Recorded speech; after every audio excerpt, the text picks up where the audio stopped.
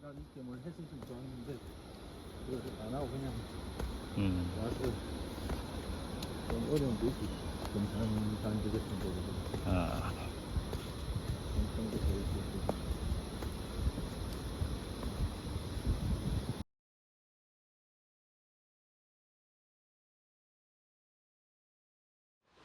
그래도 이제 대안학교를 졸업하고 또 좀 어떻게 살아가야 하는지 좀 뭐 어렵기도 하고 뭐 그런 고민을 가진 친구들이 또 많더라고요. 약간 이제 어떻게 살아가야 하나. 하는 것 자체가 정말 좀 시집도 어렵고.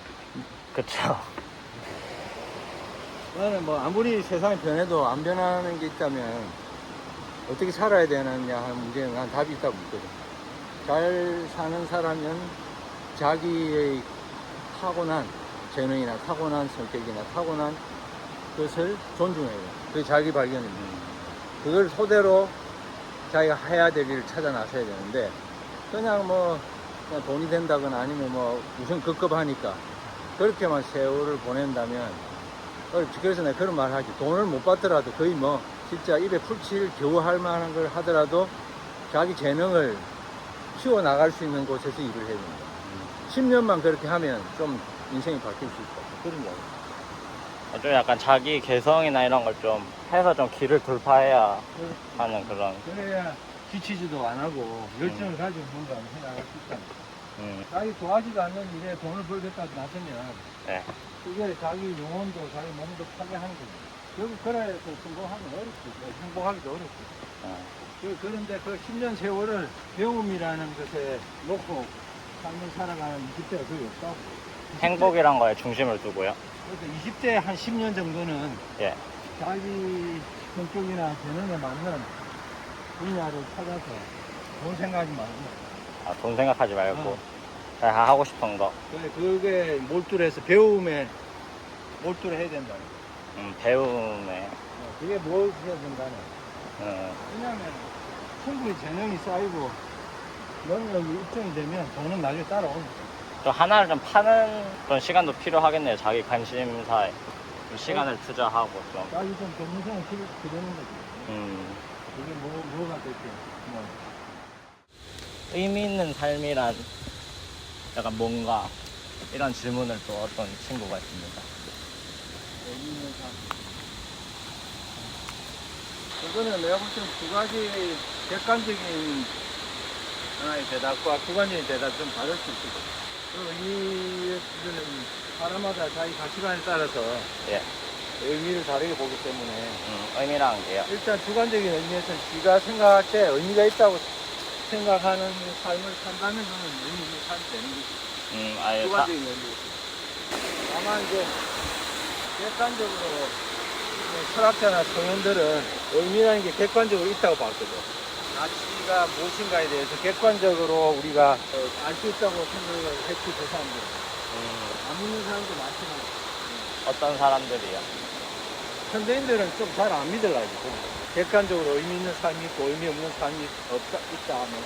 아, 잘 안 믿는다. 그런 어떤 좀 도덕적 이야기를 하면 좀 싫어하는 사람도 있고.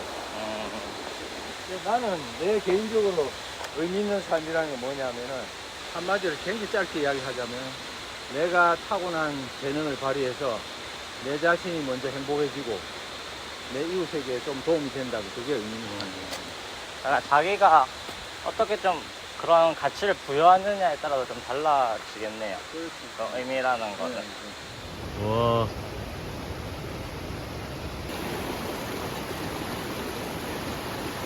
내가 살아와서 생각해보면 20대는 그 편리한 삶이 필요하지 않아.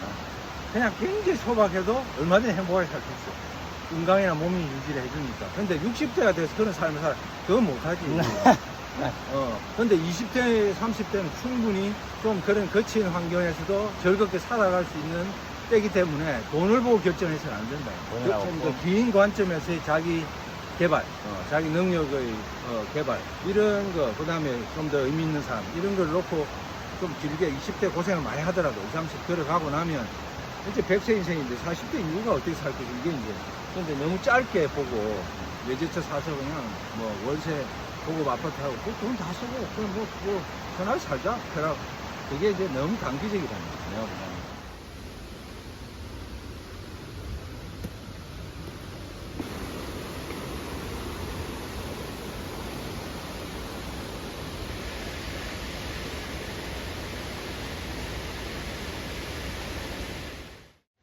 디지털 세대의 제일 가장 그 약점은 뭐냐면 인공지능이나 이런 거 다 사용해서 빠르게 작업을 할 수는 있는데 문제는 방대한 정보를 분류할 수 있는 이게 정말 중요한 정보는 아니냐.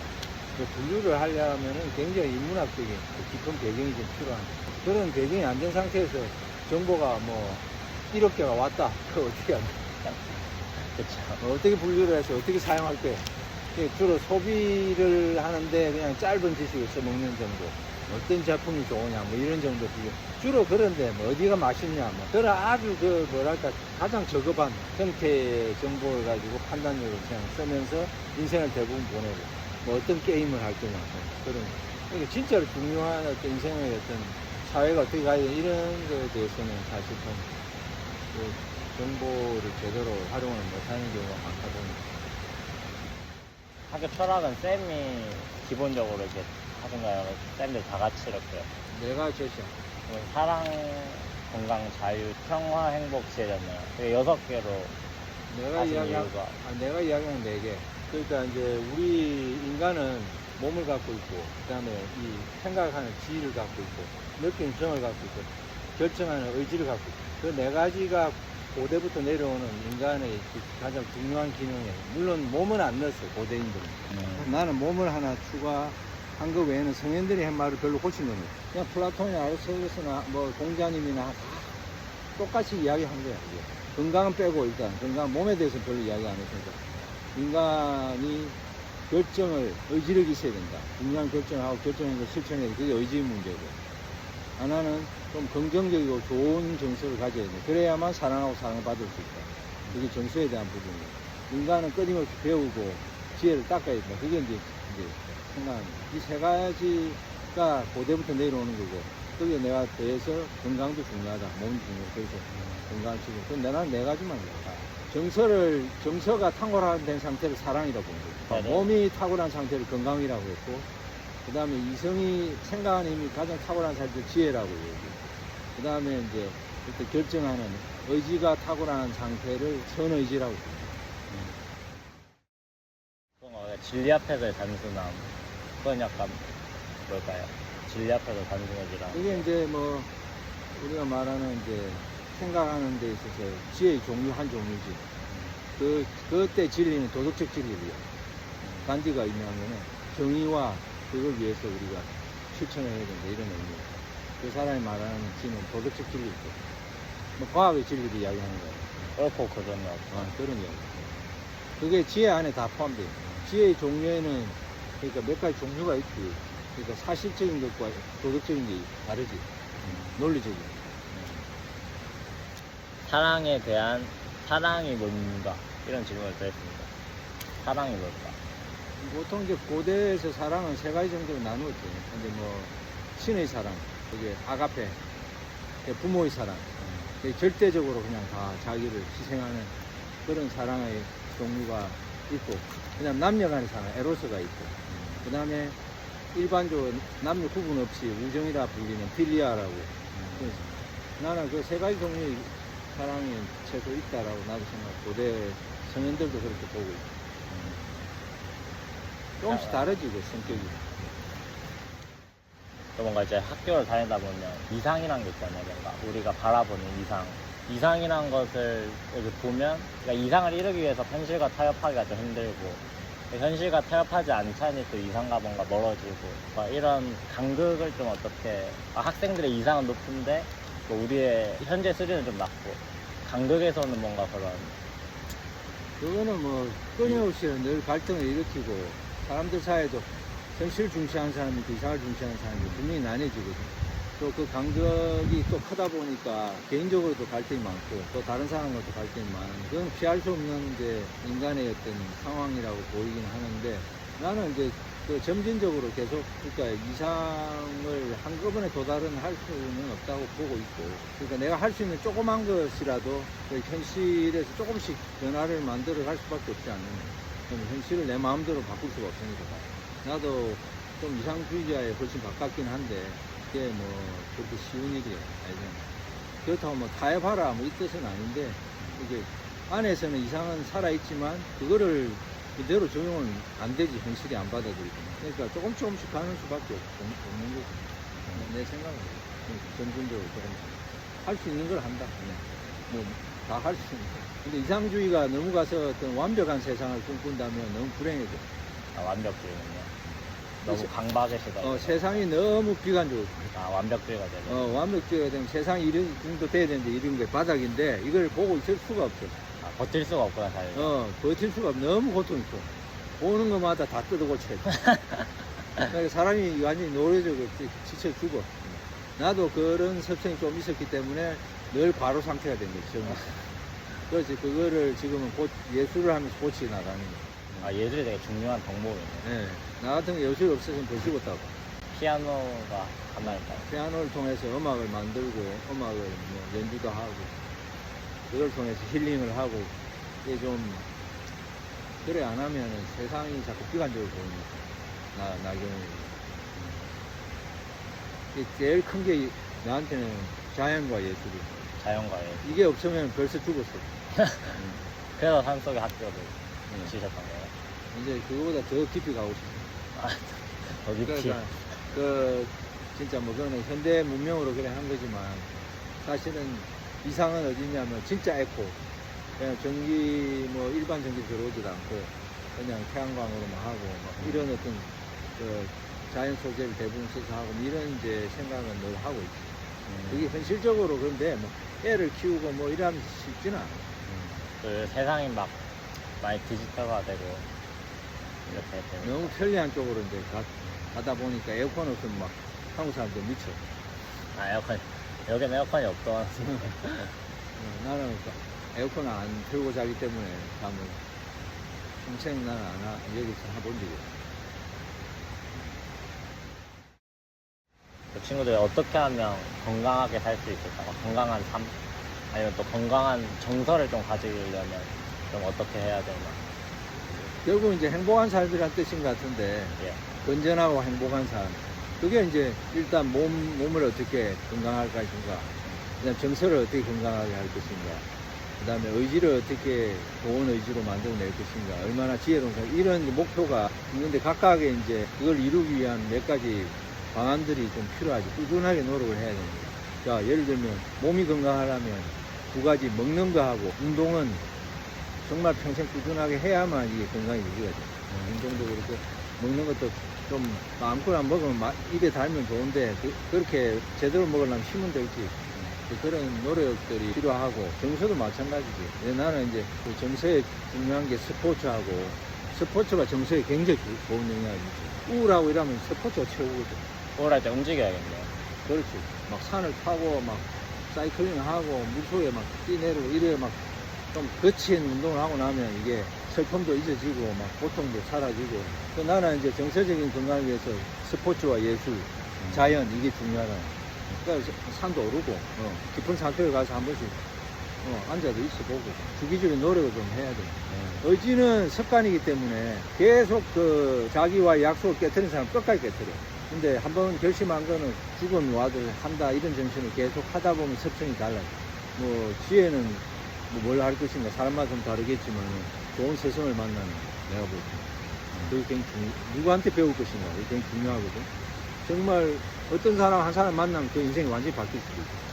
그런 거 정말 좋은 책을 10번이고 20번 읽는다. 나는 많이 읽으라 안 해요. 왜 책을 왜 많이 읽어? 그게 내가 보면 한 80%는 쓰레기야, 책이. 아무짝에 필요 없는 책이야. 그거 왜 읽어, 그러면? 정말 좋은 책 하나 구해서 제대로 소화해서 읽어요. 네, 독서는 대화니까. 저자와의 대화를 하면서 정말 자기 삶을 변화를 시키기 위해 읽는 거지. 뭐 아무 책이나 갖다가 뭐 많이 읽었다, 뭐 100권 읽었다, 아무 필요 없어. 100권을 왜 읽는데? 한 권만 읽었대, 제대로 읽으면. 그 학부모이 자꾸 100권 읽히라 이런 소리 많이 해요. 옛날 필독 100. 쓸데없는, 이야기 많이 해요. 그런다고 지혜가 생겨? 요즘 막 우울한 사람들이 많잖아요. 그런 것 같아. 세상에. 한국이 특히 우울한 사회야. 무기력하고 근데 이제 간디뿐만 아니라 청소년들이 우울이나 이런 거에 좀 쉽게 좀 빠지는 경향이 있다면 뭔가 세상에 우울증이나 이런 것도 애들이 많고 그런 자기가 그렇게 좀 쑥 깔아앉고 이럴 때는 어떻게 극복을 해야 될까요? 결국은 답은 있잖아요. 그걸 해결하려면 휴대폰에서 좀 벗어나야 돼요. 스마트폰 이런 데 벗어나야 되는데 그게 극히 어렵다고. 지금 세대가. 그거보다 더 재밌는 게 주어지지 않는 한 안 나오려고 그래요. 근데 그것이 근원적으로 우울증의 근원이거든. 왜냐하면 자연하고 떨어지지, 사람하고 떨어지지, 혼자서 계속 뭐 게임하고 이러다 보면 재미는 있는 것 같은데 여기서 끝, 마지막 거가 그 부분만 재밌지 안에 정서를 관장하는 부분은 우울해지는 거야, 전부.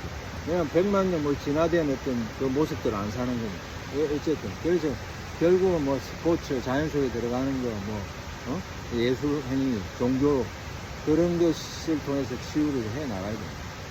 안 그러면 뭐 계속 우울해지는 거. 적어도 뭐 하루에 몇 시간은 끄고 나가서 뭔가를 스포츠를 한다든지 뭘 한다든지 과거에 내가 자극을 받았던 방식을 줘야 되니까. 요것만 뭐 계속 한 군데 자극만 줘갖고 인간이 행복해지지 않고 어느 날 자살해야 돼. 잘 사는 것 같은데 막 즐겁게 어느 날 바뀌어. 행복이 뭘까요? 그래서 나는 이제 행복이라는 게 그런 어떤 옛날 청년들이 말했던 전인적인 자기 몸과 정서와 의지와 사고가 정말 가장 잘 실현되는, 잘 발달돼서 실현되는 그런 건전한 상태, 탁월한 상태를 나는 행복이라고 생각합니다. 배움이 굉장히 중요하다고 나는 생각해요. 좋은 습관, 배움. 이 건강한 정신세계를 가진 사람은 어떤 상황에서도 행복하게 살아요. 많은 고통이 따르든 뭐 고난이 오든 많은 정말 챌린지가 오더라도 건강한 정신세계가 있는 사람은 다 헤쳐나간다. 근데 아무리 머리가 잘나 똑똑하고 재능이 있어도 정신세계가 약하거나 흔들린 사람 한 방에 가죠. 그런 사람 봐요. 간디 학생들에게 한마디 해주세요. 간디 친구들. 뭔가 요즘은 저도 졸업한 지 별로 안 됐으니까 대안학교를 졸업하고 하는 얘기가 이제 대안학교를 나왔으니까 좀 어떻게 하면 좀 대안적으로 좀 살 수 있나, 어떻게 해야 좀 아까 말했던 것처럼 막 의미 있는 삶을 살 수 있고 막 이런 고민을 학교에서도 많이 하고 졸업하고도 많이 하는 것 같거든요. 그러니까 내가 아까 이야기 늘 하듯이 나는 20대 특히 졸업하고 직후에 한 10년간은 배움에 투자를 해야 된다. 최소 10년. 그 10년이 충분하다는 뜻은 아니에요. 기본을 닦는데 10년이 걸리니까. 뭐 영어 하나를 잘하려면 10년 걸리고, 어느 분야에 어느 정도의 그 지식을 얻으려면 한 10년이 걸리니까, 뭐 세상에서는 돈 버는 걸 적주로 이야기해. 나는 20대는 돈 버는 걸 생각해서는 안 된다. 배움을 생각해야 된다. 그것이 중요하다. 최소한 10년에서 한 15년은 배움에 투자를 해야 나머지 인생을 제대로 살아갈 수 있다고 생각합니다. 나는 늘 그 이야기를 졸업생한테도 똑같이 해요. 10년은 돈 생각하지 말고 배울 수 있는 곳에 가서 돈을 전혀 못 받더라도 배워라. 뭐 그럴 자세가 아니면 인생이 좀 비참해질 것 같아요. 솔직히 하면 찌질한 인생이 되는 거죠. 뭐 한번 제대로 배운 게 없는데 뭘 하겠어요. 푼돈 위해서 매일 그냥 하루하루 사는 그 인생이 비참한 신노예지, 신노예. 지금 뭐 많은 사람들이 신노예 살아간다고 봐. 자기의 좀 소비를 하기 위해서. 올라갔다 그러면. 그럴까요?